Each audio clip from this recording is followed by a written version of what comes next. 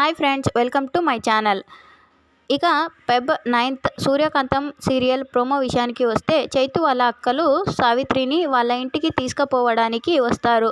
వాళ్ళు సావిత్రిని రమ్మని అడగక, సావిత్రి నేను రాను, ఎందుకు రావాలండి, నేను రాను అంటుంది. అప్పుడు చైతు వాళ్ళ అక్క, మా కర్మనే, నిన్ను చూస్తేనే ఆయన బతుకుతాను అంటున్నాడు, అందుకే కదా మేము ఇక్కడి దాకా వచ్చింది అంటుంది. దానికి సావిత్రి, ఆ సెంటిమెంట్లను చెప్పి నన్ను ఇన్ని రోజులు అక్కడే ఉంచుకున్నారుగా, అవన్నీ ఇక నా దగ్గర పనికిరావు అంటుంది సావిత్రి.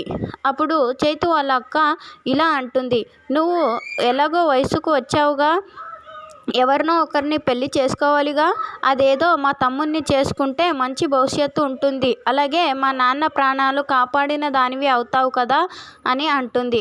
అప్పుడు సావిత్రి ఆ మాట విని షాక్ అవుతుంది.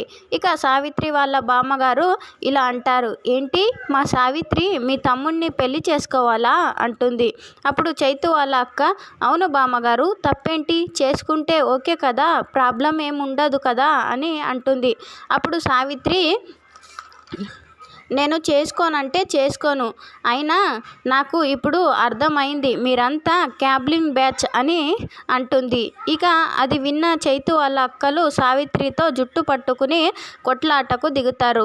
ఇక సావిత్రి చైతు ఇంటికి వెళ్తుందా లేదా అనేది నెక్స్ట్ ఎపిసోడ్లో చూడాల్సింది.